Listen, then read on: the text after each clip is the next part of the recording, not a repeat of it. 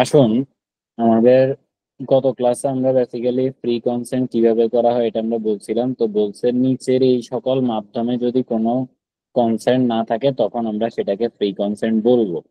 তাহলে নিচের এখানে যেগুলোর কথা বলা হয়েছে এগুলোর মধ্যে ছিল কোয়েশ্চেন, ছিল আনডিউ ইনফ্লুয়েন্স, ছিল তারপর হচ্ছে আপনার আরো অনেকগুলো বিষয় ছিল যেটা কিনা ফ্রড, মিস রিপ্রেজেন্টেশন, মিস্টেক গুলো ছিল, যেটা আমরা সংক্ষেপে আলোচনা করেছিলাম। এখন আমরা আবার এটাকে একটু বৃহদার্থে আলোচনা করব। তো প্রথমে কোয়েশ্চেন কি, ফলোইং আর নট কোয়েশ্চেন, তার মানে কি, ধরেন কোয়েশ্চেন মানে হচ্ছে জবরদস্তি যেটাকে বলে, হ্যাঁ। তো ধরেন আপনি যদি কোনো কারণে কাউরে বলেন যে এই আমি তোরে মামলা করে দিব, ধরেন এই কথা বললেন যে আমি তোমার এগেনস্টে মামলা করে দিব, ঠিক আছে। এখন মামলা করাটা কি জবরদস্তি? না। তো এখানে এ threat to prosecute a man or two file a sweet against him, তাহলে সেক্ষেত্রে এটাকে আমরা মামলা, কেউ কারো এগেনস্টে অভিযোগ থাকলে সেটা মামলা করতেই পারে, এটাকে জবরদস্তি বলা যায় না। এরপর হচ্ছে আপনি ধরেন কোনো একটা কিছুকে প্রাইসিং বাড়াই দিচ্ছেন। ধরেন আপনার কোনো একটা প্রোডাক্ট আছে, এই প্রোডাক্টটা আপনি কত টাকা দিয়ে বিক্রি করবেন, প্রোডাক্টের মধ্যে কি রাখবেন, এগুলো সব আপনার ইচ্ছা, কারণ প্রোডাক্টটা আপনার। আপনি যদি জিনিসের দাম বাড়াই ফেলেন তার মানে এটাকে জবরদস্তি বলা যাবে না। এরপর হচ্ছে ধরেন কোনো একজন ব্যক্তি যে কিনা কোনো কিছু রাজি করানোর জন্য আরেকজনকে যদি বলে যে তুমি যদি আমার এটাতে রাজি না হও আমি তাহলে সুইসাইড করব, তাহলে এটারেও জবরদস্তি বলা যাবে না। তার মানে নিচের এগুলাকে আপনি জবরদস্তি বলতে পারবেন না, ঠিক আছে। এবার হচ্ছে আনডিউ ইনফ্লুয়েন্স কাকে বলে। আনডিউ ইনফ্লুয়েন্স মানে হচ্ছে যে কোনো একজনকে প্ররোচনার মাধ্যমে রাজি করানো। তাহলে কি, a contract is said to be induced by undue আপনাকে ইনফ্লুয়েন্স বলছিলাম জাতীয় নাগরিক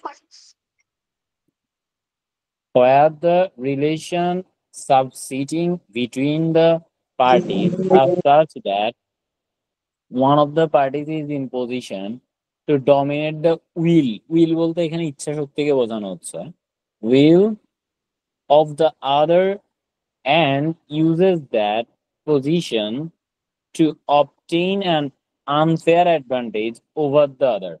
তার মানে ধরেন আপনি যখন কারো একজনের সিদ্ধান্ত গ্রহণের ক্ষেত্রে প্রভাব বিস্তার করতে পারেন, তার মানে হচ্ছে আপনার ওই জায়গাতে আনডু ইনফ্লুয়েন্স আছে। তার মানে আপনি ধরেন কোন একজন ব্যক্তি, সে আপনাকে নিয়ে শপিং করতে গেছে, আপনি, সে হলুদ জামা কাপড় কিনবে না, আর আপনি বলতেছেন ওয়াও দোস্ত তোমাকে তো হলুদ জামাতে সেই সুন্দর লাগতেছে।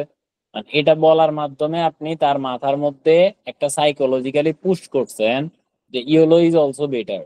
সো সে এটার মাধ্যমে জিনিসটাকে কিনে ফেলছে। এই জায়গাতে আপনি আনডিউ ইনফ্লুয়েন্সের কাজ করছেন, বুঝতে পারছেন, কারণ আপনি তার ইচ্ছা শক্তির মধ্যে প্রভাব বিস্তারকারী ব্যক্তি হিসেবে এখানে রোল প্লে করছেন। এরপরে where a person who is in position to dominate, where a person who is in position to dominate the will of another enters into a contract with him, and the transaction appears on the face of it or on the evidence adduced to be unconscionable, the burden of providing that such contract was not induced by undue influence। তার মানে কি, যখন আপনি কোনো কারণে কোনো একজন ব্যক্তিকে তার পজিশনে থেকে ডমিনেট করছেন, যার ভিতরে কোনো কারণে কিছু মিথ্যা বা এরকম টাইপের কিছু ছিল, ঠিক আছে, তো তখন সেই ক্ষেত্রে ওই জিনিসটাকে আন্ডি ইনফ্লুয়েন্স বলা যাবে না। দাদা। দেখাচ্ছেন? ফেসবুকে লাইভ হবেন আজকে? আপাতত লাগবে না, করেন, ক্লাস করেন। ঠিক আছে দাদা। এরপর আসেন ডেফিনেশন অফ ফ্রড। এখন কিছু বিষয় আছে যেগুলোকে আমরা ফ্রড হিসেবে চিহ্নিত করব। তাহলে fraud means and includes any of the following act, তাই নিচে রেগুলার কোনো একটা কিছুকে আমরা ফ্রড বলতে পারি। সেটা কি, the suggestion as a fact of that which is not true by one who does not believe it to be true। অর্থাৎ ধরেন কোনো কারণে কোনো একটা বিষয় যেটা আসলে সত্য না, ঠিক আছে, that is not true by one who does not believe it to be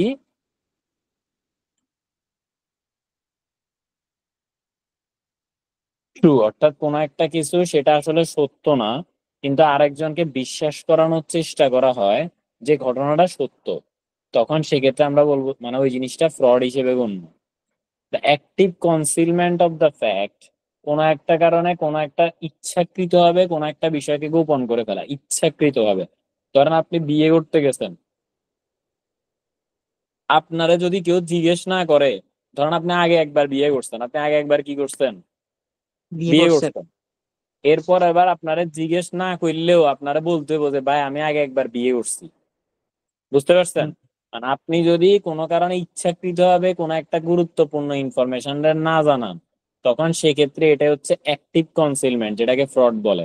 for example ধরেন আমি প্রফেশনাল লেভেলেও পড়াই, আমি কিন্তু প্রফেশনাল লেভেলে পড়ার সময় বলে দিছি যে ভাই আপনারা হয়তো আমার ক্লাস দেখে ভালো লাগতে পারে, কিন্তু এটা ভাইবেন না যে আমি চার্টার্ড অ্যাকাউন্টেন্ট। কেন বলছি? কারণ আমি দেখলাম যে অনেকে যারা এখানে ভর্তি হয়েছে তারা নোবেল শাহ এসিএ দিয়ে নাম সেভ করছে। তা আমার মনে হয়েছে যে তারা ভাবে যে আমি এসি, এখন আমি তো আসলে এসিএ না। তা এখন আমি যদি এটা না বলি, তাদের থেকে ক্লাস করাই, একটা সময় না একটা সময় পর তো তারা দেখবো যে আমি এসিএ না, তাই না? তখন হচ্ছে, তাই তাদেরকে বলেছি ভাই আমি আমি নিজেও পিএলএ আছি, বাট অনেকে চাইছে ক্লাস করাইতে, ক্লাস করাইতেছি, ভাল লাগতেছে বলে স্টুডেন্টরা পড়তেছে। আপনারাও চাইলে পড়তে পারেন, আর যদি বলেন যে না তাইলে তো না, শেষ। কিন্তু এটা হয়েছে বিষয়। এখন আমি যদি চিন্তা করতাম যে থাক আমি তো এসিএ, আমি এটা তাদেরকে কি বলছি, তারা আমারে ভাবতেছে, কিন্তু তারা আমারে ভাবতেছে আমি কি তা করে কইছি যে আমারে এসিএ ভাবেন, এটা কি আমি বলছি? না। না। এখন আমি যদি এটা চুপ করে বসে থাকতাম, তাইলে এটাকে অ্যাক্টিভ কনসিলমেন্ট বলে, যেটাকে ফ্রড হিসেবে গণ্য করা হয়। ঠিক আছে? হুম। এরপরে promise made without any intention of performing. যদি এক্সকিউজ মি, যদি কোনো কারণে আমার কোনো একটা প্রমিস করে ফেলি, বাট এটা আসলে করার মতো কোনো ইচ্ছা বা ইন্টেনশন আমার নাই, তখন সেই ক্ষেত্রে এটারও ফ্রড বলা হয়। Any other expected to receive, অর্থাৎ যদি কোনো কারণে কাউরে প্রতারণা করার উদ্দেশ্যে কোনো কাজ করা হয়, সেটাও fraud. Any such act or omission as the law specially declare to be fraudulent, অর্থাৎ ল থেকে যদি কোনো কিছুকে যদি প্রতারণা হিসেবে গণ্য করা হয়, তখন সেক্ষেত্রে সেটাও ফ্রড হিসেবে গণ্য হবে। অর্থাৎ লতে বলে দিছে এটা ফ্রড, দ্যাট মিনস ফ্রড। ঠিক আছে? জি দাদা। এরপর চলে আসেন এখানে মিস রিপ্রেজেন্টেশন। মিস রিপ্রেজেন্টেশন কি? The positive assertion in a manner not warranted by the information of the person making it of that which is not true, though he believes it to be true. তার মানে miss representation হচ্ছে সেটা যেটা কিনা actually ঠিক না, actually it is not true, but এটাকে বিশ্বাস করানো হয় বিভিন্ন উল্টাপাল্টা জিনিসপত্র প্রেজেন্টেশনের মাধ্যমে যে এটা ট্রু। ওইটা হচ্ছে মিস রিপ্রেজেন্টেশন। মানে এটা ইচ্ছাকৃত ভাবে আপনি ফলস জিনিসকে মার্কেটিং করতেছেন যে না এটা ট্রু, এটা ট্রু, এটাই হচ্ছে কি মিস রিপ্রেজেন্টেশন। এবার হচ্ছে voidability of agreement without free consent. ধরেন কোনো কারণে যদি কোনো এগ্রিমেন্ট হয় এবং সেটার যদি মুক্ত সম্মতি না থাকে, তাইলে এক্ষেত্রে এটা ভয়েডেবল গণ্য হয়। তার পক্ষ থেকে যার ফ্রি কনসেন্ট ছিল না। তার মানে কি, ধরেন কোনো একটা জায়গায় কিছু জিনিস আছে যেটা সবাই এটারে সাপোর্ট করে, কিছু জিনিস আছে কেউ সাপোর্ট করে কেউ সাপোর্ট করে না। আমরা বলছিলাম যে ভয়েডেবল কন্ট্রাক্ট মিনস হোয়াট, যে জায়গাতে কোনো একটা কন্ট্রাক্ট আইনে বৈধতা আছে কিন্তু তারপরও কেউ এটারে সাপোর্ট করে কেউ এটারে করে না, ওই জিনিসটাকে আমরা বলছি কি ওয়ারেবল কন্ট্রাক্ট। ভয়েডেবল কন্ট্রাক্ট। তো তার মানে হচ্ছে ভয়েডেবলটা কোন ব্যক্তির থেকে ভয়েডেবল? যারা এটা সাপোর্ট করে না তাদের পয়েন্ট অফ ভিউ থেকে এটা ভয়েডেবল। যারা করে তারা তো এটাকে ভয়েডেবল মানে না, তারা তো এটাকে মনে প্রাণে বিশ্বাস করে, তাই না? বুঝছেন? হ্যাঁ দাদা, তারা হ্যাঁ, ভ্যালিড তাহলে contract. when consent to agreement is caused by coercion, fraud or misrepresentation, the agreement is a contract voidable at the option of party whose consent was so called. এবার আসেন এক্সেপশন 1 আর এক্সেপশন 2 এটা একটু দেখেন, এটা মিসরিপ্রেজেন্টেশনের উদাহরণ দিছে। কি ছিল সেটা? Misrepresentation or by silence fraudulent within the meaning of section 17, মানে সেকশন 17 মানে আমরা উপরে সেকশন 17 পড়ছিলাম, এটা 19 পড়তেছি। এটা আমরা কি পড়তেছি? 19 পড়তেছি, কিন্তু উপরের দিকে সেকশন 17 আমরা পড়ে আসছিলাম, যেখানে কিনা ফ্রডের মিনিং ছিল যে কোনটাকে আপনি ফ্রড বলবেন। এখন এখানে বলছে যে misrepresentation or by silence fraudulent within the meaning of section 17 the contract is not voidable if the party whose consent was so caused had the means of discovering the truth with ordinary diligence। অর্থাৎ কেউ যদি কোনো সত্যকে বের করার জন্য কোনো মিথ্যা বলে, তখন আপনি সেটাকে ফ্রড বলবেন না। বোঝা গেছে? ধরেন আপনি বিয়ে করছেন, মজা করতেছি মাথায় রাখার জন্য আর কি, আপনি কি করছেন? বিয়ে বিয়ে করছেন। করছি। আর বিয়ে করার পরে এখন আপনি যদি আপনার ওয়াইফে বলেন কি তোমার কি পূর্বে রিলেশন টিলেশন আসিল, এখন সে বলবে যে আরে না, এটা কি আসিল, এটা কি করবো। এখন আপনি না। কি বলবেন? বলবেন যে আরে ভাই, আমার একটা স্বপ্ন ছিল জানো, আমি চিন্তা করতেছি যে আমার বউ এর পিছনে প্রচুর পোলাপাইন লাইন ধরে বসে থাকবো, আর আমার বউ অনেকের হ্যান্ডেল করতে পারে, এই ধরনের লিডিং ক্যাপাবিলিটি থাকবো। হ্যাঁ রে, কারে বিয়া করলাম, এ তো ঠিক করে কথাই কইতে পারে না, তাই না? এখন আপনি যদি এটা বলেন আর আমি কত কিছু করছি লাইফে, আমার বউ দেখি কিচ্ছু করে না, এটা কোনো কথা হইলো? এটা মানা যায়? তখন গিয়ে সে হয়তো বলবে যে ধুর, কে কইছে, আমিও তো করছি, তাই না? তো এখন এই যে আপনি যে এই কাজটা করছেন, ইট ইজ নট কি,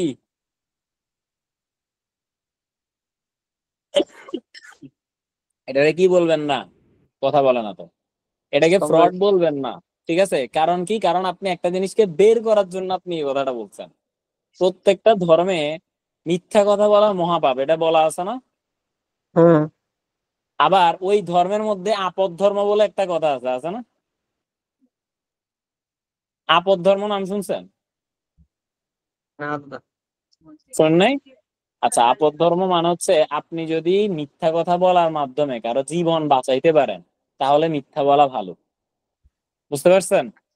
হ্যাঁ হ্যাঁ হ্যাঁ। হ্যাঁ। তো তার মানে হচ্ছে এখানে আপনার মিথ্যা বলা খারাপও বলা আছে, আবার কারো জীবন বাঁচাইতে পারলে মিথ্যা বলা ভালো বলা আছে। তো এখন এটা হচ্ছে এক্সেপশন, এটাও ঠিক এরকম, বুঝছেন?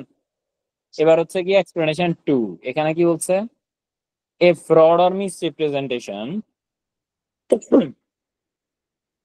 which did not cause the consent to a contract of the party on whom such fraud was practiced or to whom such misrepresentation was made does not render a voidable contract। অর্থাৎ কোনো কারণে যদি দেখেন যে মিসরিপ্রেজেন্টেশনের মাধ্যমে actually কোনো ধরনের ফ্রডের কাজ করা হচ্ছে না, কিন্তু যা হচ্ছে সেটারও ভালোর জন্য হচ্ছে ইচ্ছাকৃত ভাবে, তখন সেই ক্ষেত্রে এটাকে আপনি ভয়েডেবল বলতে পারবেন না। এখন ধরেন উদাহরণটা একটু কেমন হয়ে যায়, পলিটিক্যাল উদাহরণ তো। আচ্ছা না থাক, না দিই উদাহরণ। অর্থাৎ অনেক সময় হয় না যে আপনি কোনো একটা কিছু মিথ্যা বলার মাধ্যমে কোনো একজনকে সরাই ফেলছেন, হয় না? একদম। মানে যেমন উদাহরণ হিসেবে কি দিতাম, ধরেন এই যে কিছুদিন আগে ধরেন কি হইলো, 5ই আগস্টে যে ঘটনা ঘটলো, এখানে প্রথম যাকে শহীদ বলা হয়েছে উনি কি প্রথমে শহীদ হয়েছিল? প্রথম যাকে শহীদ বলা হয়েছে উনি শহীদ হয় নাই, কিন্তু বিভিন্ন জায়গায় সার্কুলেট করা হয়েছে এটা শহীদ, তাই না? তো এখন এই জায়গাটা অনেকটা এরকম ব্যাপারের বা বিষয়ের উদাহরণ। এবার হচ্ছে power to set aside contract induced by undue influence. আচ্ছা, এটা এত ইম্পর্টেন্ট না, দরকার নাই। এখানে শুধুমাত্র কিছু বিষয়, এগুলো জাস্ট সেকশন সহ মনে রাখবেন। Power to set aside contract induced by undue influence, অর্থাৎ আনডিউ ইনফ্লুয়েন্সের দ্বারা কোন একটা কন্ট্রাক্ট সেট করার যে ক্ষমতাটা, এটা কোন মানে আইন বলে হয়? সেকশন 19-এর এ বলে, দ্যাটস ইট।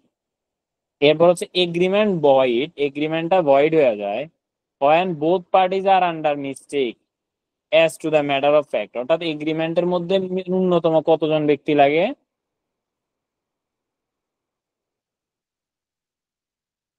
একটা এগ্রিমেন্ট করতে হলে কতজন ব্যক্তি লাগে? দুইজন ন্যূনতম মিনিমাম। 2 জন মিনিমাম, তাই না? তো আমার minimum। মিনিমাম 2 জনের মধ্যে দোনোজন ব্যক্তি যদি কোন বিষয়ে এগ্রিমেন্ট হয়েছে এটা ম্যাটার অফ ফ্যাক্ট না বুঝে বা বুঝতে ভুল করে, তাহলে সেক্ষেত্রে ওই এগ্রিমেন্ট বাতিল হয়ে যায়। তো এটা সেকশন 20-এ বলা আছে। এরপরে কি হচ্ছে, contract caused by mistake of one party. দেখেন, কন্ট্রাক্ট কজ বাই, হ্যাঁ এটার দরকার নাই। দাদা ওই যে কন্ট্রাক্ট কজ, সেকশন নাম্বার যেগুলো সেকশন 19, সেকশন 20, সেকশন 7, এগুলো তো ল এর আন্ডারে না এক একটা হ্যাঁ এগুলো ধারা? ল এর আন্ডারে। হ্যাঁ এগুলো হচ্ছে এই যে আমরা পড়তেছি কোন অ্যাক্ট পড়তেছি, কন্ট্রাক্ট অ্যাক্ট 1872 পড়তেছি না? তো এটা হ্যাঁ হচ্ছে হ্যাঁ, কন্ট্রাক্ট অ্যাক্ট 1872-এর সেকশন গুলা। ঠিক আছে। ঠিক আছে। এখন কথা হচ্ছে যে একটা কথা একটু বলে রাখি যে দাদা তাহলে আমরা কি সেকশন গুলা মুখস্থ করব? উত্তর হচ্ছে সব সেকশন মুখস্থ করতে যাইয়েন না, কিচ্ছু মাথায় থাকবে না। যতটুকু মাথার মধ্যে থাকে ততটুকুই রাখবেন। আপনি যদি আমারে যদি বলেন যে দাদা আপনি কি সেকশন মুখস্থ করছেন, উত্তর হচ্ছে না, আমি সেকশন মুখস্থ করি নাই। তাহলে দাদা পাশ করলেন কিভাবে? ভাই পাশ করতে হইলে 100-তে 100 পাইতে হয় না, পাইতে হয়, বা 50-এ 50 পাইতে হয় না। আপনি যদি আপনার ব্রেনের যে সেল গুলো আছে এটার মধ্যে কিছু উল্টা পাল্টা জিনিস দিয়ে পুরাই রাখেন, তাহলে যেটা কাজের জিনিস আছে এগুলোই মাথায় থাকবো না। সো এটার জন্য সেকশন, ধরেন যদি আসেও সর্বোচ্চ খারাপ সিচুয়েশনে 5টা সেকশন আসবে, সর্বোচ্চ খারাপ চেষ্টা মানে সিচুয়েশন। আর সবচেয়ে ভালো সিচুয়েশন মাঝে মানে সেকশনই আসবে না। এখন আপনি যদি বলেন যে ভাই খারাপ সিচুয়েশন কেন বললেন, কারণ কোন একটা টপিক ওইটা সম্পর্কে মনে রাখা সহজ, কিন্তু একটা সেকশন মনে রাখা এত সহজ না। আর এই ল বইতে সেকশনের সংখ্যা আছে 200-র মতো। কয়টার মতো? 200-র মতো। তা আপনি 200 সেকশনের কয়টা মনে রাখবেন? সো এই ক্ষেত্রে সেকশনে মনে রাখা নিয়ে বেশি প্যারা নিয়েন না। যে ওমা আমার তো সেকশন মনে থাকে না, আমার কি হবে, আমি কি পাস করবো কিনা, এগুলো মাথায় আনিয়েন না। সেকশনটা জাস্ট একবার দেখে দেবেন, যা মনে থাকে থাকবো, আর মনে না থাকলে বাদ, শেষ, এত প্যারার কিছু নেই। ঠিক আছে। এবার আসেন এই কন্ট্রাক্ট ইজ এ ভয়েডেবল।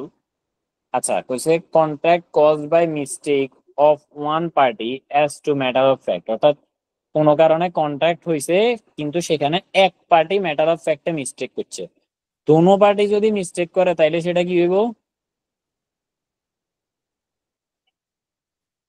ভয়েড হয়ে যাবে, যেটা একটু আগে বলছিলাম না, এই যে এগ্রিমেন্ট ভয়েড হয় both parties are under mistake as to the matter of fact.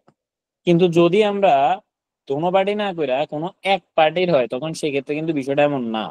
তাহলে contract is not voidable merely, মানে মেইনলি মানে হচ্ছে শুধুমাত্র এটার উপর ভিত্তি করে, because it was caused by one of the parties to it being under a mistake as to a matter of fact. অর্থাৎ কোনো একটা বিষয়ে মানে কোনো একটা কন্ট্রাক্ট যেখানে একজন পার্টি সেটা সম্পর্কে অবগত মানে এত ভালো করে ছিল না, বা তার ভুল হয়েছে, তার বোঝার ভুল হয়েছে, একজনের উপর ভিত্তি করে আপনি এটাকে শুধুমাত্র ভয়েডেবল বলে ফেলতে পারেন না। এখন হইতে পারে যে সে যে বুঝার ভুল হয়েছে, তো সে কি বুঝলে কইছে কন্ট্রাক্ট বাতিল করে দিবে, কথা কইছে? ধরেন আপনি কোন একটা কিছু আগে করছেন, না বুঝেই করছেন, বুঝার পরও আপনি এটা সাপোর্ট করেন, তাইলে ওই কন্ট্রাক্ট বাতিল হওয়ার কোনো দরকার আছে? না না। না দাদা, নাই। দাদা এটাই বলা হয়েছে। ম্যাটার অফ ফ্যাক্টর কি? ম্যাটার অফ ফ্যাক্ট হচ্ছে যেটার উপর ভিত্তি করে কন্ট্রাক্ট গঠিত হয়, এটাই ম্যাটার অফ ফ্যাক্ট। বা সাবজেক্ট বলা যায়। হ্যাঁ। তো ধরেন একটা কথার কথা যে আপনারে আপনারা ছোটবেলা, ধরেন এই যে অঞ্জন শাহ, ছোটবেলা আপনি যখন ছোট আছিলেন তা আপনার বিয়ে শাদী ঠিক হয়ে গেছে। তো একটা মেয়ের সাথে, একটা ভদ্র মানে সুন্দরী মেয়ের সাথে আপনার বিয়ে দেওয়া হয়েছে, ঠিক আছে নি? এখন আপনি তো না বুঝি বিয়ে করছেন। এখন মেয়েও এস্টাবলিশ হয়ে গেছে, আপনি এস্টাবলিশ হয়ে গেছে, এখন আপনি বুঝেন যে তখন আপনি না বুঝি বিয়ে করছিলেন। ঠিক আছে, ওই মেয়ে বুঝাই করছে, আপনি না বুঝা করছেন। তাইলে কি আপনি এটা ভয়েডেবল করে দিবেন? আপনি প্রথমে বুঝেন নাই, এখন বুঝছেন, এখন বুঝার পরে কি এটা আপনি বলতেছেন এটা ঠিক হয় নাই? এটা কি বলতেছেন একবারও? কি হলো? না না বলতেছেন না। সো দ্যাট মিনস হচ্ছে আপনি যেহেতু এটাকে মেনে নিছেন, that means it is not a voidable contract even if it was accord when you are not concerned about the matter of fact of that contract. অর্থাৎ আপনি যদিও যখন এটা হইছে তখন আপনি ওইটার ম্যাটার অফ ফ্যাক্ট সম্পর্কে বুঝবেন না, কিন্তু এখন বুঝেন। এখন বুঝার পরে এখন আপনি দেখছেন যে না ঠিক আছে, এটাতে আমার কোনো ক্ষতি হয় নাই, তো যেহেতু এটাতে আমার কোনো ক্ষতি হয় না, আমি এটাকে মেনে নিতেছি, তাহলে এটাকে তো ভয়েডেবল করার কোনো যুক্তি আসে না। এ হচ্ছে বিষয়। Agreement in restrict of marriage void, কোথাও যদি কোনো এগ্রিমেন্ট হয় যেটা কিনা বিবাহ বন্ধ করার উদ্দেশ্যে হয়, তখন সেটাকে ভয়েড বলে গণ্য করা হবে। অর্থাৎ তিনটা জিনিস রেস্ট্রিন করার জন্য যদি কোনো এগ্রিমেন্ট হয় সেটা ভয়েড বলে গণ্য। কি কি? একটা হচ্ছে বিবাহ বন্ধ করা, একটা হচ্ছে ব্যবসা বন্ধ করা, একটা হচ্ছে জায়গা জমি স্থানান্তর সংক্রান্ত কোনো একটা কিছুকে বন্ধ করা। তাইলে প্রথমটা গেল বিবাহ বন্ধ করা, এগুলো ইম্পর্টেন্ট আছে, সেকশন 26-এ বিবাহ বন্ধ করারটার কথা বলা হয়েছে। এখানে তারপর বিবাহ এগ্রিমেন্ট ইন, হ্যাঁ, বিবাহ ম্যাটারে এখানে আসতে কি হবে? বিবাহের ম্যাটার আসতেই পারে। বিবাহ কি কোনো কন্ট্রাক্ট না? তো আপনি ধরেন, আপনাদের এই যে অনেকে বলে না যে এতে কোর্ট ম্যারেজ করছে, বলে না? হ্যাঁ হ্যাঁ, তো এটা মানে কি? তো কন্ট্রাক্টে গেছে। এটা তো কন্ট্রাক্টই, তাই না? বুঝছেন? বুঝছি দাদা। হ্যাঁ। এরপর হচ্ছে যে তাইলে আবার বিবাহ বন্ধ করার জন্য কন্ট্রাক্ট হইতেই পারে, হইতে পারে না? পারে। হুম। আপনি ধরেন কথার কথা, এখন আমার সাথে কথা বলতেছেন, আপনারা আজকে ক্লাসে জয়েন করতে দিব না, এটার জন্য কন্ট্রাক্ট হইতে পারে, হইতে পারে না? আপনারা কোনো পারে। একটা কাজ করতে দিব না, এটার জন্য কন্ট্রাক্ট হইতে পারে। তো এখানে বলছে তিনটা জিনিস দিব না, এরকম যদি কন্ট্রাক্ট হয় তাহলে এগুলো সরাসরি ভয়েড বা বাতিল বলে গণ্য হবে। একটা হচ্ছে বিবাহ বন্ধ করা, একটা হচ্ছে ব্যবসা বন্ধ করা, আর একটা হচ্ছে লিগ্যাল প্রসিডিং বন্ধ করা। লিগ্যাল তার প্রসিডিং মানে দাদা বন্ধ করা বন্ধ, মানে কি? মানে বন্ধ হবে না কিন্তু এই ব্যাপারটা ভয়েড হয়ে যাবে, তাই তো? হ্যাঁ, মানে আপনি বন্ধ করতে করার জন্য কোনো কন্ট্রাক্টই করতে পারবেন না। আচ্ছা অর্থাৎ আচ্ছা, ধরেন বুঝছি। আমি বলি, আপনার গার্লফ্রেন্ডের বিয়ে হয়ে যেতেছে, সে স্বেচ্ছায় হ্যাঁ হ্যাঁ। সম্মতিক্রমে কি করতেছে? বিয়ে করতেছে। কি- এখন আপনি তো মানতে রাজি না, কারণ আপনার গার্লফ্রেন্ড ছিল। আপনি এবার বলছেন যে দাদা আপনি যেমনি হন এই বিয়া যাই বন্ধ করেন, আমি আপনার এক হ্যাঁ, লাখ টাকা দিব। কারণ এই যে আমার আর আপনার মধ্যে যেটা হয়েছে এটা কখনো কন্ট্রাক্ট বলে গণ্য হবে না, এটা বাতিল। বোঝা গেছে? জি দাদা। কারণ তারা স্বেচ্ছায় সম্মতিক্রমে বিয়ে করতেছে, তো আমার কি দোষ? মানে এটা জাস্ট একটা উদাহরণ দিলাম, ঠিক আছে? তাহলে আমাদেরকে কি করতে হবে? ভালো করে পড়ালেখা করতে হবে, কেমন? জি দাদা। এক্স্যাক্টলি, একদম ভালো করে পড়ালেখা করতে হবে। আর যদি আমরা ভালো করে পড়ালেখা করি, তাড়াতাড়ি করে সাকসেসফুল হয়ে যায়, তাইলে ভাই আমাদের গার্লফ্রেন্ড আমাদেরই থাকবে, ঠিক আছে? আমাদের বলতে যদি কেউ থাকে তো আর কি। আচ্ছা দেখেন, হ্যাঁ। আমার নাই, মনে হয় আপনারও নাই। আচ্ছা দেখেন, এবার বলতেছিলাম এগ্রিমেন্ট ফর আনসার্টেনটি। এবার কোন আনসার্টেন জিনিসের জন্য কি এগ্রিমেন্ট হয়? তো উত্তর হচ্ছে যে না, হয় না। তাহলে বলছে agreement in the meaning of which is not certain or capable of being made certain are void, মানে যেগুলা হবে না। নিচের দিকে দাঁড়ানোর দরকার নেই। এগ্রিমেন্ট ভয়েড ফর আনসার্টেনটি, অর্থাৎ যে জিনিসের কোনো কিছু হওয়ার কোনো চান্সেস নাই, ওই জিনিসকে আনসার্টেইন বলে, মানে অনিশ্চিত। আর অনিশ্চিত জিনিসের এগ্রিমেন্ট হয় না। কিছু বলবেন? আচ্ছা, এরপর হচ্ছে agreement by way of wager void, অর্থাৎ কেউ যদি বাজি ধরার জন্য এগ্রিমেন্ট করে, ধরেন আপনি বলতেই পারেন যে একজন লয় বাজি ধরছেন যে জানিস এই মেয়ের আছে না 1 বছরের মধ্যে বিয়ে হয়ে যাবো, চল বাজি লাগি। এই কথা বলে আপনারা কি করলেন? দুইজন মিলা বাজি লাগছেন যে যদি ওনার বিয়ে হয় আপনি তারা 1 লাখ দিবেন, আর যদি বিয়ে 1 বছরের মধ্যে না হয় তাহলে সে আপনারা 1 লাখ দিব। মানে যে দুইজন মিলে আপনি বাজি ধরছেন আর কি। তো এই বাজিটাকে আপনি কখনো এগ্রিমেন্ট বলতে পারবেন না, মানে অর্থাৎ কন্ট্রাক্ট বলতে পারবেন না, এটা ভয়েড বলে গণ্য হবে। অর্থাৎ বাজি ধরে টাকা পয়সা আদান প্রদান সংক্রান্ত কোনো এগ্রিমেন্ট হয় না।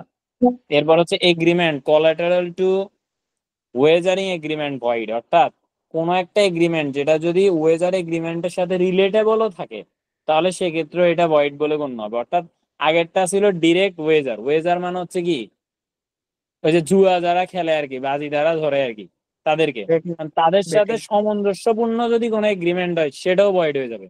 ডিরেক্ট এগ্রিমেন্ট হোক আর তার সাথে সম্পর্কযুক্ত কোনো এগ্রিমেন্ট হোক, both of them are considered as void. এবার হচ্ছে no suit for recovery of money, commission etcetera, অর্থাৎ কোনো মামলা হবে না কিসের জন্য? Recovery of money, commission etcetera in respect of void agreement. যেটা ভয়েড এগ্রিমেন্ট হয়েছে এটার জন্য আপনি কখনো মামলা করতে পারবেন না। মানে ধরেন কেউ একজন বাজি দিচ্ছে, তো বাজি ধরে এবার কি হইলো, হারিয়ে গেছে। ধরেন এই যে বেটিং করে না, এখন সচিন টেন্ডুলকার এখন ছক্কা মারবো, আউট হয়ে যাইবো, বেটিং বুঝেন? হ্যাঁ দাদা বুঝি। আচ্ছা বুঝেন, ওকে। তো এই যে বেটিং করে, যে এই বেটিং এর মধ্যে এবার কি হইলো, আপনি একজন লগে বাজি দিচ্ছেন, বলে যে এখন ছক্কা মারলে 1 লাখ টাকা। ওই যে এটার নাম কি জানো বলে, ইমরান হাশমির একটা মুভি আছে না, কি জানো এটার নাম, ভুলে গেছি, ক্রিকেট খেলা নিয়ে বিষয়টা ছিল। জান্নাত মনে হয়। জান্নাত, হ্যাঁ হইতে পারে, জান্নাত মনে হয়। এরকম সামথিং একটা নাম, অনেক পুরোনো মুভি। হ্যাঁ হ্যাঁ অনেক পুরোনো মুভি। হ্যাঁ, অনেক পুরানো মুভি এটাই। আমি তখন প্রাইমারি স্কুলে ছিলাম। আচ্ছা যাই হোক, আমি যখন দেখছিলাম আর কি। তো এখন বিষয়টা হচ্ছে যে আপনার এই যে ধরেন এখন ছক্কা হইলে 1 লাখ টাকা, এখন আউট হইলে 2 লাখ টাকা। এখন ধরেন আউট হয়েছে, এবার আপনি বলতেছেন দে আমার টাকা দে, তো টাকা দিতেছে না, মানে এটার জন্য আপনি কি মামলা করতে পারবেন? না, না, কারণ এটা প্রথমেই তো বলছে এটা বাজি হইলে বাদ, তো আবার এই বাজি আলা জিনিসের কেমনে মামলা করবেন আপনি, তাই না? এবার হচ্ছে যে payment by guardian executor and etc. in respect of void agreement not to be allowed credit, অর্থাৎ কোন ভয়েড এগ্রিমেন্টের ক্ষেত্রে কোন ধরনের ব্যক্তিবর্গকে ক্রেডিট বলে গণ্য করা হয় না, মানে কেউ কারো ক্রেডিটর হবে না। ধরেন এবার যদি বলে আমি তোমার লগে বাজি ধরছি, বাজিতে যদি হাইরা যায় আমার বাপ মায়ে টাকা দিব, এই জিনিসটা কখনো হবে না। বোঝা গেছে? তো এটাই বলা হয়েছে। এরপরে কি মানে, অর্থাৎ ওই ওই সকল জিনিসের জন্য তার প্যারেন্টস কিংবা গার্ডিয়ান দায়বদ্ধ হবে না। এবার হচ্ছে contract required to be made in writing, কিছু কন্ট্রাক্ট আছে যেটা কিনা কিসের দরকার, লিখিত হওয়া দরকার। সেটা কি, a contract without consideration for natural love, যে জায়গায় ন্যাচারাল লাভ সংক্রান্ত বিষয় নাই ওই জায়গায় লিখিত হওয়া দরকার। মানে আপনি যদি কারোর সাথে ভালোবাসাবাসি করেন, যে আমি তোমাকে ভালোবাসি চলো আমরা কন্ট্যাক্ট করি, এটা কি হয়নি? না না না, হয় না তো। আর যদি সে যদি কন্ট্রাক্ট করিও চলি যায়, কেউ কিছু করতে পারবো? না। পারতো না। তো দ্যাট মিনস হচ্ছে এই জিনিসের কোনো কন্ট্রাক্ট নাই। এরপর হচ্ছে payment of time barred debt, অর্থাৎ ধরেন আপনার আগে টাকা পে করার, মানে কারো থেকে আপনি লোন নিছেন, ওই লোনের টাকা এখন পে করছেন, তো লোনের টাকা এখন পে করছেন, এটার জন্য টাকা দিচ্ছেন, এটা তো আলাদা করে কন্ট্রাক্ট হওয়ার কিছু নাই। এরপর হচ্ছে memorandum and article of association of the, এই sorry sorry sorry sorry sorry sorry একটা জিনিস মিস্টেক হয়েছে, এটা হচ্ছে এখানে payment of time barred debt, এটা তো হচ্ছে যে কন্ট্রাক্ট হওয়ার বিষয় আছে, ঠিক আছে। এখানে আগেরটাতে বলা হয়েছে যে ওই ন্যাচারাল লাভের ক্ষেত্রে কন্ট্রাক্ট হওয়ার বিষয় নাই, যেগুলো ন্যাচারাল লাভ ছাড়া ওইখানে বিষয় আছে কন্ট্রাক্টের। আর সেকেন্ডটাতে বলছে যদি কোনো কারণে কাউকে আপনি টাকা পয়সা হাওলাত দেন বা এরকম টাইপের কিছু হয়, তখন এখন সময় বেঁধে দেন যে আমার এই সময়ের মধ্যে এই টাকাটা ফেরত আসতে হবে বা দিতে হবে, তখন সেক্ষেত্রে এখানে লিখিত কন্ট্রাক্ট হওয়া দরকার। কারণ আদারওয়াইজ সে যদি পোল্ট্রি খায় তাহলে আপনি টাকা কালেক্ট করবেন কিভাবে? এবার হচ্ছে memorandum and article of association of company under companies act, মানে একটা কোম্পানি যে একটা দুইটা জিনিস বানাইতেও সেটাও এক ধরনের মানে কাইন্ড অফ রাইটিং, মানে এটা লিখিত হওয়া দরকার। আপনি বলতে পারবেন না যে হ্যাঁ আমার মেমোরেন্ডাম আছে মুখে মুখে, আর্টিকেল আছে মুখে মুখে, এটা বলতে পারবেন না। এবার হচ্ছে sale, mortgage, gift, lease of immovable property, অর্থাৎ যদি ইমুভেবল প্রপার্টির কারো কোনো কিছু বিক্রি হয়, গিফট হয়, মর্টগেজ হয়, তো যেমন গিফট কেন কন্ট্রাক্ট হওয়ার দরকার, ধরেন সেল বিক্রির বেলা অবশ্যই আপনার ইমুভেবল প্রপার্টি, মানে কি ধরেন বিল্ডিং, বিল্ডিং ইমুভেবল মানে এটা কি পকেটে করে এক জায়গা থেকে আরেক জায়গায় নেওয়া যায়, কিংবা গাড়িতে করে নেওয়া যায় বিল্ডিং? না না না। না। তারপর হচ্ছে এমনি যে জমি আছে, আবাদি জমি বা নর্মাল জমি, এটা কি নেওয়া যায়? যায় না। তো এই জমি, বিল্ডিং এগুলো হচ্ছে ইমুভেবল প্রপার্টি, ঠিক আছে। তাইলে এগুলার বেলায় যদি বিক্রি হয় অথবা বন্ধক দেয় অথবা কেউ কাউরে গিফট দেয় অথবা লিজ নেয়, তাহলে অফকোর্স সেটা লিখিত হইতে হবে, কারণ আদারওয়াইজ সে বলতে পারবে না যে আমি তার থেকে এটা এত সময়ের জন্য নিছি। There is no proper evidence if it is not written agreement. এবার হচ্ছে ক্রিয়েশন অফ ট্রাস্ট, আপনি যদি কোনো ট্রাস্ট করেন, ট্রাস্ট মানে কি ধরেন দাতব্য সংস্থা, যেখানে মানুষের ডোনেশন ফোনেশন করে, ওই সকল সংস্থা ওইগুলা ক্রিয়েট করার সময় এটা অবশ্যই লিখিত হইতে হবে। আমার দাদা এবার আসেন, পয়েন্ট নাম্বার ওয়ানে যে a contract without consideration for natural love, মানে এই হ্যাঁ ক্ষেত্রে মানে কন্ট্রাক্ট করা ন্যাচারাল যাবে। লাভ ছাড়া যেগুলো ওইগুলা লিখিত হইতে হয়, ন্যাচারাল লাভের গুলা লিখিত হওয়ার দরকার নেই, এই কথা বলছে, জি জি হ্যাঁ, ঠিক আছে। ঠিক আচ্ছা আছে। এরপরে কি হচ্ছে, এ contract is a contingent contract. Contingent contract কি, যে জিনিসটা কোন একটা কিছু ভবিষ্যতে হওয়ার উপর কন্ট্রাক্ট হবে, আদারওয়াইজ হবে না, এটাকে কন্টিনজেন্ট কন্ট্রাক্ট বলে। ফর এক্সাম্পল কি, ধরেন কোন একটা কারণে যারা বিমা করে না, বিমা করে, তো এখন বিমা করলে কি টাকা দিব? ধরেন আপনি কোনো কারণে অগ্নি বিমা করছেন, তো আপনি বিমা কোম্পানির কাছ থেকে কখন ফেরত মানে টাকা পাবেন, কখন পাবেন? আপনি অগ্নি বিমা করছেন, লেখা আছে অগ্নি বিমা করছেন আপনি, তাহলে বিমা কোম্পানির কাছ থেকে হচ্ছে কোনো দুর্ঘটনা ঘটবে সেই সময় তো আমি ঘটলে পাইবেন, আর যদি না ঘটে তাহলে কি টাকা পাইবেন? না। না। তো দ্যাট মিনস এখানে এটাই বলছে যে কন্টিনজেন্ট কন্ট্রাক্ট হচ্ছে কোন একটা ঘটনার প্রেক্ষিতে ওইটার কনসিকুয়েন্সেস আসে, তখন ওইটাকে কন্টিনজেন্ট কন্ট্রাক্ট বলে। Contingent contract is a contract to do or not to do something if some event collateral two such contract does or does not happen. অর্থাৎ যদি হয় তাহলে টাকা পাইবেন, অথবা যদি না হয় তাহলে টাকা পাইবেন। এরকম ধরেন, এবার যদি হয় মানে ধরেন আগুন লাগলে তারপর আপনার টাকা পাইবেন, এটা একটা হইলো যদি হয় এর উদাহরণ। যদি বলেন যে ভাই তাহলে যদি না হয় এর উদাহরণ দেন, যদি না হয় এর উদাহরণ কি, ধরেন আপনি কোনো একটা কারণে পরিবহন বা নৌ বিমা করছেন। এখন নৌ বিমাটা কেন করছেন? আপনি বাংলাদেশ থেকে সিঙ্গাপুরে কোনো একটা কিছু পাঠাইতেছেন, যদি কোনো কারণে ওইটা গিয়া না পোষায়, ঠিক আছে, যদি না পোষায় ওইখানে গিয়া, তাহলে হচ্ছে বিমা কোম্পানি আপনাকে ক্ষতিপূরণ দেবে। তাহলে আগেরটা ছিল যদি আগুন ধরে তাইলে ক্ষতিপূরণ দিব, আর এটা তো হচ্ছে যদি জিনিস গিয়া না পোষায় তাইলে হচ্ছে টাকা দিব। ক্লিয়ার? তো তার মানে হওয়ার জন্য কন্টিনজেন্ট কন্ট্রাক্ট হতে পারে, না হওয়ার জন্য কন্টিনজেন্ট কন্ট্রাক্ট হতে পারে। ক্লিয়ার? হ্যালো? হ্যাঁ দাদা। ক্লিয়ার। হ্যাঁ, ঠিক। আচ্ছা, এবার হচ্ছে enforcement of contract contingent on an event happening. এবার এনফোর্সমেন্ট হবে তখন যখন সেটা হ্যাপেনিং হইব। তার মানে ওই যে আমরা যেটা কথা বলছিলাম, এটা হইলে অথবা এটা না হইলে, যখন এই জিনিসটা হইব তখন গিয়ে কন্ট্রাক্টের এনফোর্সমেন্ট হইব। যদি না হয় তাইলে সেটা এনফোর্সমেন্ট হইতো না। তবে ইভ event become impossible contract become void, যদি ওই জিনিসটা যদি ইম্পসিবল হয়ে থাকে তাহলে কন্ট্রাক্ট ভয়েড হইব।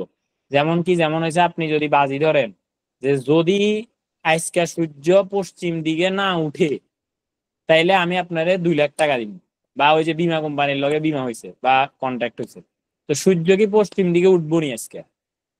না, কোন দিন উঠবো বলেন তো? কিয়ামতের দিন যেদিন আপনাদের মহাপ্রলয় যেটা আচ্ছা, হয়। কিয়ামতের দিন সূর্য পশ্চিম উঠবে এই কথা বলা আছে, আমি আসলে শিওর জানি না। আচ্ছা, মানে আমি তো জানি যে কোনোদিনই উঠতো না। আমি জানি কি, মানে আমার যেটা মনে হইছে আমি এটাই উত্তর দিতাম, কি দিতাম, যে কোনোদিনই হয়তো বা উঠতো না। আমি এতটুকু জানি যে কিয়ামতের দিন হয়তো পৃথিবী পুরো উল্টে যাবো, অর্থাৎ ধরেন উপরেরটা নিচে চলে যাবো, নিচেরটা উপরে চলে যাবো। মানে জাস্ট ধরেন আপনার এই ধরেন ডিভাইসটা আছে নি, এটা এমনি কি হয়ে যাবো, উল্টে গেছে না? হ্যাঁ, ওটাই নাই, ওটাই এবার তো আবার ছিল, উঠে গেছে। উল্টে গেছে, বুঝছেন? এবার উল্টে গেলে কি হইব, যা ভিতরে আমরা আছি সব পাটি সাপটা হয়ে যাবো না? আমি হ্যাঁ, জানি যে কিয়ামত মিন্স হচ্ছে এরকম টাইপের কিছু, নাকি এরকম টাইপের কিছু না? নট শিওর দাদা। ও আচ্ছা, এটা আমরা শিওর না, ওকে ফাইন।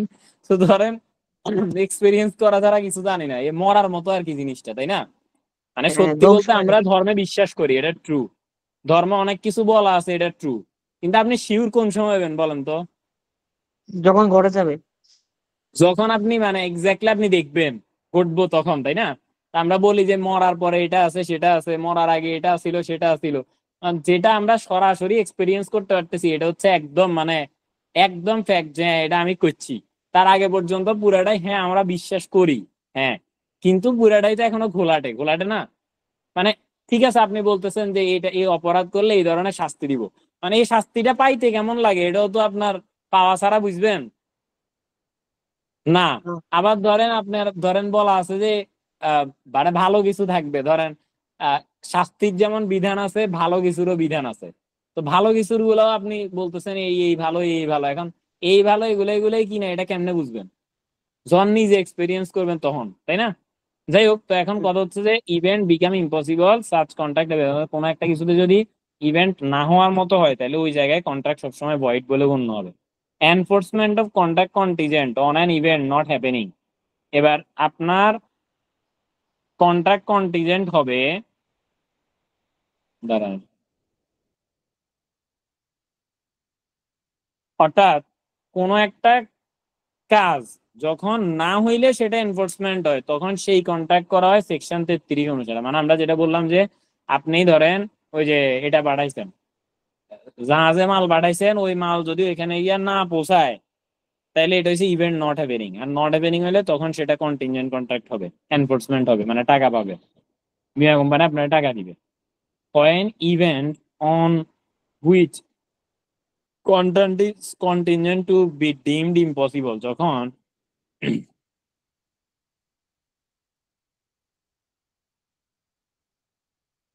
যখন যেটার উপর ভিত্তি করে কন্ট্যাক্ট হবে সেটা যদি ইম্পসিবল বলে গণ্য করা হয়, when event on which contact is contingent to be deemed impossible, যদি ইম্পসিবল করা হয়, if it is the future conduct of the living person.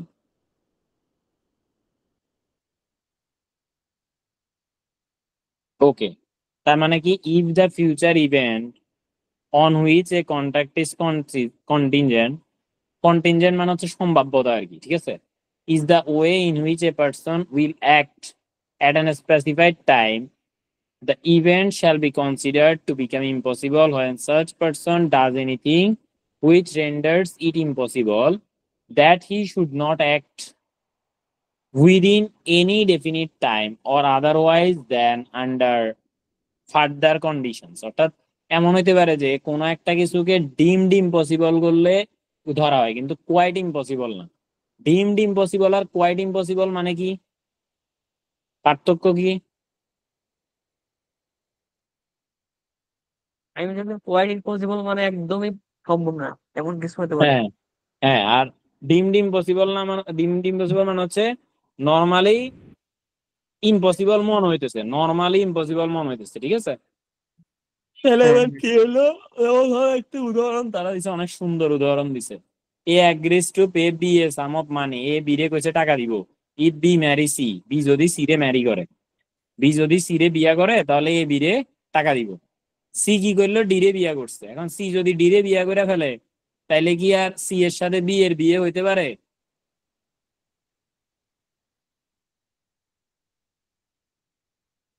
না না। বুঝেন না, নাই? ধরেন আমি কইছি যে তুষারের লগে যদি এক্স এর বিয়া হয়, তুষার লগে কার বিয়া হয়, এক্স এর বিয়া হয়, তাইলে আমি তুষারের টাকা দিব। আর এক্স কি করলো, ওয়াই রে বিয়া করে ফেলছে। কারণ এক্স যেহেতু ওয়াই রে বিয়া করে ফেলছে, তুষার কি এটা কি যেন বলে, টাকা পাবো না। তুষার টাকা পাবে না, এটা তো পরের কথা। আগে কথা, তুষার কি এক্স রে বিয়া করতে পারতো না? পারতো, কিন্তু আর এক্স তো বিয়ে করে ফেলছে ওয়াই রে। না, এক্স বিয়ে করে ফেলছে, তাইলেও কি পারতো না? কি ভাই, গতকালকে কি বুঝাইলাম, পরিমণিও তো বিয়া করছে, করছে না? ও আচ্ছা আচ্ছা আচ্ছা, ওইভাবে পারা যাইতো, হ্যাঁ পারা যাইতো। হ্যাঁ, বারাম যাচ্ছে। তো তার মানে কি দেখাইতেছে যে হইতে পারে যে এক্স আর ওয়াই এর আবার ডিভোর্স হয়ে গেছে, তারপর গিয়া তুষার এক্স রে বিয়ে করে ফেলছে, হইতে পারে না? পারতো পারতো। পারে, হইতে পারে। তো তার মানে এই কারণে তুষার এক্স রে বিয়ে করাটা deemed impossible, but quite impossible না। বোঝা গেছে? পারফেক্ট উদাহরণ। বুঝছেন? তাইলে যখন এটা যদি ডিমড ইম্পসিবল থেকে পসিবল হয়ে যায়, তাইলেই তো কন্ট্রাক্ট বহাল হয়ে যাব, তাই না? হ্যাঁ হ্যাঁ। ওকে, এটাই এখানে বলছে আর কি। দেখেন, আমি তো সবসময় যে বিয়া শাদীর উদাহরণ দিই বিষয়টা এমন না, বইয়ের মধ্যেই দিয়ে দিচ্ছে। আচ্ছা দেখেন এরপরে কি, when contract become void, যখন কন্ট্রাক্ট ভয়েড হয়, which are contingent on happening of a specified event within fixed time, অর্থাৎ কিছু কিছু সময় স্পেসিফাইড টাইমের ভিতরে যদি ওই কাজটা না হয়, তখন সেক্ষেত্রে কন্ট্রাক্ট ভয়েড বলে গণ্য হবে। তার মানে যদি বলা হয় যে এই সময়ের মধ্যে এটা হবে, কিন্তু আসলে এই সময়ের মধ্যে এটা হয় না, এমন কোনো বিষয় থাকে, বা চাইলেও হবে না, তখন সেক্ষেত্রে ওই কন্ট্রাক্টকে ভয়েড বলে গণ্য করা হয়। মানে চাইলেও এই সময়ের মধ্যে এটা হবে না, এটা যে এমনি হয়ে যাক না কেন। এখন আপনি যদি কন্ট্রাক্ট করেন, তুষার যদি কন্ট্রাক্ট করে যে ভাই আমি 1 বছরের মধ্যে চার্টার্ড অ্যাকাউন্টেন্ট হইতে চাই, এবার এটা বলেন 1 বছরের মধ্যে কি চাইলেও আপনি চার্টার্ড অ্যাকাউন্টেন্ট হইতে পারবেন? পারবেন? সম্ভবই না। তো দ্যাট মিনস হচ্ছে এই যে এই জিনিসটা, এটা চাইলেও সম্ভব না, যেমনি হোক সম্ভব না। তার মানে এটা হচ্ছে ভয়েড কন্ট্রাক্ট, ওই স্পেসিফাইড বা ফিক্সড টাইমের মধ্যে সম্ভব না। এবার হচ্ছে agreement contingent on impossible event void. আচ্ছা, কেন সম্ভব না বলেন তো 1 বছরের মধ্যে চার্টার্ড অ্যাকাউন্টেন্ট হওয়া? কারণ ধরেন চার্টার্ড আমি অ্যাকাউন্টেন্ট হইতে কয়বার পরীক্ষা দেন লাগে? মিনিমাম যদি একবারে পাস করো তাও তিনবার পরীক্ষা দেওয়া লাগবে। 3বার পরীক্ষা দেওয়া লাগে, তাহলে বছরে পরীক্ষা হয় কয়বার? সার্টিফিকেট লেভেল 4বার, এর মধ্যে যদি একবার দেই, তারপর আবার প্রফেশনাল লেভেল মনে হয় 2বার, আমি জানি না সঠিক। না, প্রফেশনাল লেভেল 3বার, অ্যাডভান্স লেভেলও 3বার পরীক্ষা হয় বছরে। তো তাইলে তাও তাও এক কেন বছরের সম্ভব মধ্যে না? হয় না, ফার্মে এক তো বছরের 3 মধ্যে তাও হয় বছর থাকতে হবে। ফার্মে না তো না, কে আপনার কইছে 3 বছর ফার্মে থাকতে হবে? কে কইছে ফার্মে 3 না, বছর থাকার আপনি দরকার নাই তো। আর্টিকেল শিপ যদি এক পার্ট পাস যদি করে 2.5 বছর বা ওয়ান অফে যদি হয় তারপরেও তো 2 পার্ট পাস করলে তো 2 বছর তো থাকতে তো হবে। না না, আপনি ধরেন, আমি কি প্রশ্ন করছিলাম, প্রশ্নটা কি ছিল? এক মানে বছরের 1 মধ্যে বছরের কমপ্লিট করা ভিতরে যাবে। কেউ চার্টার্ড অ্যাকাউন্টেন্ট হতে পারবে কিনা। আচ্ছা আচ্ছা, প্রথম কথা হইছে আর্টিকেলশিপের বিষয়টা মাথায় রাখলেও হইতে পারবে না, সে পাস করে ফেলতে পারে, কিন্তু 1 বছরের মধ্যেও সে চাইলে পাস করতে পারবে না। কেন পারবে না? কজ ডিউরেশন কমপ্লিট হয় না। না না না না, বলতেছি শুনেন। কজ হচ্ছে যে সে মানে একটা তো হচ্ছে পাস করলে এসিএ হইতে পারবে না, এসিএ হবে সেদিন যেদিন তার আর্টিকেলশিপ কমপ্লিট হবে, ঠিক আছে নি? তার আগে পর্যন্ত তাকে এসিএ বলা হবে না। এই গেল এক। সে পাস করে ফেলছে যে তাও এসিএ না, তার আর্টিকেলশিপ যেদিন কমপ্লিট হবে তারপর যদি সে পাস করে থাকে তার ভিতরে, তাইলে ওই দিন থেকে সে, তার পরবর্তী থেকে সে চার্টার্ড অ্যাকাউন্টেন্ট বলে গণ্য হবে, ঠিক আছে? এখন ধরেন ওই যে কি যেন বললাম, হ্যাঁ, এখন ধরেন কোনো কারণে আপনার ওই পরীক্ষাকে 1 বছরের মধ্যে দিয়ে পাস করা সম্ভব, তাও সম্ভব না। কেন সম্ভব না? কারণ হচ্ছে আপনি যে প্রথমে আহ, আপনি যখন পিএলএ উঠছেন, উঠে কি ধৈর্যই পরীক্ষা দিতে পারবেন? পিএলএ প্রথমবারে বসিয়ে দিতে পারবেন? ক্লাস করতে হইব না আপনারে? হ্যাঁ, ক্লাস করতে হইব না? তো এখন আপনি যে এবার ক্লাস করবেন, এবারে তো আর মানে পরীক্ষা তো দেখা যাচ্ছে আপনার সার্টিফিকেট লেভেলের রেজাল্ট দিছে, যে কয়দিন আগে যাদের সার্টিফিকেট লেভেলের রেজাল্ট দিছে তারা কি এবার প্রফেশনালে পরীক্ষা দিতে পারতেছে? না, তারা তো ক্লাসই শেষ হয়নি, তাদের ক্লাস শুরুই হয় না, শেষ তো বড় কথা। যদি হইতো তাহলে তো আমাদের একাডেমিতে আমরা ভরপুর স্টুডেন্ট পেয়ে যেতাম, কারণ যারা এবার পাস করছে এগুলা প্রত্যেকটা যখন পিএলএ ভর্তি হইতো তাইলে তো স্টুডেন্ট বুম, তাই না? আমার পিএলএ স্টুডেন্ট সিএল তুন বাড়ি দিত। তো এখন এই হ্যাঁ, ক্ষেত্রে হচ্ছে সেটা হচ্ছে না। কেন হচ্ছে না? কজ ওই যে আপনার ক্লাসের একটা বিষয় থাকে, ক্লাস করে তারপরে পরীক্ষার হলে বসতে হয়, তার আগে বসা যাবে না। এই কারণে আপনি 1 বছরের মধ্যে চাইলে 3টা লেভেল পরীক্ষা দিতে পারবেন না, বুঝতে পারছেন? শুধু হ্যাঁ। এই ক্লাসের এটার কারণে। আচ্ছা, তো এখন হচ্ছে agreement contingent on impossible event void. যদি কোনো এগ্রিমেন্ট হয় যেটা কিনা ইম্পসিবল ইভেন্টের উপরে, তাহলে এটা ভয়েড, মানে যেটা কোনোদিন হইব না, এটা এগ্রিমেন্ট হইব না। এবার হচ্ছে illegal agreement. Illegal agreement, sorry, unenforceable agreement. Unenforceable agreement কি বলছে? An agreement which cannot be enforced in a court of law. তাহলে কোনো এগ্রিমেন্ট যেটা কিনা এনফোর্স তো একটা কোর্ট অফ ল অনুসারে because of some technical defect, কোনো টেকনিক্যাল ডিফেক্টের কারণে যদি কোর্ট অফ ল তে এটা এনফোর্স না হয়, তখন সেক্ষেত্রে এটাকে আপনি আনএনফোর্সেবল ইভেন্ট বলবেন। তো এবার আনএনফোর্সেবল এগ্রিমেন্ট কি হইতে পারে? হয়তো রেজিস্ট্রেশনের দরকার, রেজিস্ট্রেশন হওয়া ছাড়া এটা এনফোর্স করা যাবে না, তাইলে এটা আনএনফোর্সেবল এগ্রিমেন্ট। যদি non payment of requisite stamp duty, অর্থাৎ ধরেন কোনো টেকনিক্যাল ফল্ট হয়েছে, আপনার স্ট্যাম্প ডিউটি বা এগ্রিমেন্ট করতে হলে যে 100 টাকা দামের স্ট্যাম্প পেপারের উপরে সাইন করতে হয়, এটা আসলে আপনি ফলো করেন নাই। কয়টা স্ট্যাম্প পেপারের উপরে সাইন করা লাগে বলেন তো? 100 টাকা দামের একটার উপরে এগ্রিমেন্ট হয়? 3টা, 3টা। 3টার উপরে কে বলছে এটা? আমি বলছি দাদা। আচ্ছা, তখন বলছে। সো এই যে 100 টাকার উপরে 3টা এগ্রিমেন্টের উপরে 100 টাকার 3টাই কি বলে স্ট্যাম্পের উপরে হচ্ছে সাইন করা লাগে। আর আপনি যদি ধরেন আপনার 2টার মধ্যে আটে গেছে, তাইলে এবার আপনি দেবেন তো 2টার মধ্যে আটে গেছে, আমি 2টার মধ্যে করুন, তাইলে হইতো না। আপনারা এটা লম্বা টম্বা করে 3টা বানাইতে হইব, এরপরে ওইটার মধ্যে আপনারা সাইন করতে হইব, তাইলে হচ্ছে অ্যাকচুয়ালি এগ্রিমেন্টটা বহাল হবে, আদারওয়াইজ সেটা আনএনফোর্সেবল হয়ে যাবে। এবার হচ্ছে illegal agreement, the agreement which is against in law, against a law in force in the country. যদি কোনো এগ্রিমেন্ট হয় যেটা কিনা ল এর মানে কান্ট্রির এগেইনস্টে গিয়ে কাজ করে, ওইটা কি ইলিগাল এগ্রিমেন্ট বলে গণ্য হবে। তাহলে এগুলা উদাহরণ কি হতে পারে? Two commit murder, robbery, cheating, এগুলা সবকিছু হচ্ছে কি ইলিগাল এগ্রিমেন্ট। এবার হচ্ছে কোয়াসি কন্ট্রাক্ট। কোয়াসি কন্ট্রাক্ট কাকে বলে? যখন আপনি কোনো নেসেসিটিস আদান প্রদানের জন্য, নেসেসিটিস কাকে বলে? নিত্য প্রয়োজনীয় জিনিসপত্র যেটা আমরা ভোগ করি, এটার জন্য যদি কোনো কন্ট্রাক্ট হয় তখন সেটাকে কোয়াসি কন্ট্রাক্ট বলে। তাইলে কি, দ্য কোয়াসি কন্ট্রাক্ট আর supply of necessaries to a minor or other incapable person. তার মানে এটা হইতে পারে কিসের জন্য, মাইনর অথবা কিসের জন্য, আদার ইনক্যাপাবল পারসনের জন্য। মানে ধরেন কথার কথা, আজকে আমাদের বাসায় কেউ নাই, আমি একা, আমি তো বাচ্চাও নো, মানে মাইনরও নো, আবার আমি ইনক্যাপাবল বা লুনাটিক থাকলাও নো, ঠিক আছে। এখন ধরেন কোনো পাগল কিংবা কোনো বাচ্চা, ঠিক আছে, সে হচ্ছে কি করে, আপনার বাসায় আছে, এখন তার বাবা মা থাকে সারাদিন অফিসে, বাবাও চাকরি করে মাও চাকরি করে, তো নিচে একটা দোকানদার আছে, দোকানদারে কইছে যে তুমি আমার বাচ্চা যখন যেটা চাইবে সেটা আমার বাচ্চাকে ডেলিভারি দিবে। এই নিয়ে ওই দোকানদারের সাথে ওই বাবা মার একটা কন্ট্রাক্ট হইতে পারে। বুঝতে পারছেন? হ্যাঁ হ্যাঁ। এখন ধরেন একটা চিপসের দাম হচ্ছে 10 টাকা, এখন ওই বাচ্চা যদি চিপস খায় দোকানদারকে 20 টাকা করে বেচবো? না, কন্ট্রাক্ট হয়ে না। গেছে তো।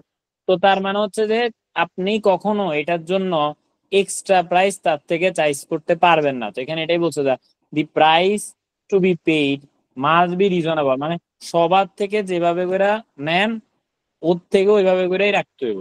বোঝা গেছে?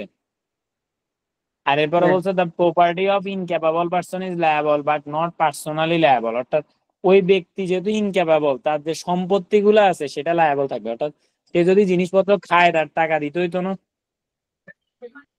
তারপর ধরেন একটা বাচ্চা মেয়ে বা বাচ্চা ছেলে, তার বয়স 18 বছর কম, কারণ সে কি দোকানে যাই কেবো যে আমি হচ্ছে কন্ট্যাক্ট করতে পারতাম না। আমরা এটা জানি যে আহ আমরা দোকান থেকে কোনো একটা কিছু কিনলে সেখানে কন্ট্যাক্ট হয়ে যায়, এটা কি আমরা জানি? আচ্ছা, না জানলে যাই না নেন, এটা কোনটা অনুসারে কন্ট্রাক্ট হয়? IFRS 15 অনুসারে। কোনটা অনুসারে হয়? IFRS 15 অনুসারে। IFRS 15 অনুসারে। কারণ আপনি যদি বলেন যে ওমা ভাই কন্ট্রাক্ট ওই 18 বছরের নিচের ব্যক্তি করতে পারে না, পারে, ওই যে ওইটা হচ্ছে কোয়াসি কন্ট্রাক্ট, মানে নেসেসিটিস খাওয়ার জন্য কন্ট্রাক্ট। তো এখন তো 18 বছরের নিচের ব্যক্তি কি দোকান তো কিছু তাইলে কিনতে পারতো না? আর কিনলে কি তাইলে তারা মাফ করে দিব যে ঠিক আছে বাবা তোমার বয়স 18 বছরের কম, যাও তুমি মাগনা খাও, এটা কি হইব? হ্যাঁ। তো তার মানে হচ্ছে যে আপনার যেহেতু হইব না, তাহলে কোয়াসি কন্ট্রাক্ট কোনটা? কোয়াসি কন্ট্রাক্ট হচ্ছে পাগল অথবা অপ্রাপ্তবয়স্ক তাদের রেগুলার নেসেসিটিজ এর আদান প্রদানের জন্য। নেসেসিটিজ মিনস হচ্ছে ভোগ্যপণ্য যেগুলা খায় ব্যবহার করে নিত্যদিন, ওইগুলার জন্য যদি কোনো কন্ট্রাক্ট হয়ে থাকে তখন সেক্ষেত্রে ওইটাকে কোয়াসি কন্ট্রাক্ট বলে। এবং এক্ষেত্রে ওই মাইনরের যদি কোনো সম্পত্তি থাকে কিংবা ওই লুনাটিক ব্যক্তির বা ইনক্যাপাবল পার্সনের যদি কোনো সম্পত্তি থাকে সেটার মালিকানায় ওই ব্যক্তি থাকবে। শেষ। ক্লিয়ার? মালিকানায় না, সেটা দায়বদ্ধতার মধ্যে সে থাকবে, মানে তার যেই পরিমাণ লাইবিলিটি জন্মাবে সেটা তার সম্পত্তি দিয়ে আদায় করা হবে, যদি তার বাপ মা এটার টাকা না দেয়। ওটা কেউ যদি না থাকে তাহলে তার সম্পত্তি থেকে আস্তে আস্তে আদায় করা হবে। এবার হচ্ছে পারফরমেন্স অফ কন্ট্রাক্ট। আচ্ছা, আজকে এখানে শেষ করে দিই, কেমন? অনেক হ্যাঁ পড়াইছি। দাদা, হ্যাঁ। পার্টিসিপেট নাই। আচ্ছা দেখেন, আর একটা বিষয় একটু বলি, ওইটা হচ্ছে, আচ্ছা আগে রেকর্ডটা অফ করার আগে বলে নি, যারা আমাদের সাথে জয়েন করতে আগ্রহী তারা হচ্ছে বিজনেস ল লিখে ল এর পাশে যে উপরে যে নাম্বারটা আছে 01628989565 এই নাম্বারে যোগাযোগ করার জন্য অনুরোধ জানাচ্ছি। ঠিক আছে, এটা বলে রেকর্ডটা অফ করলাম।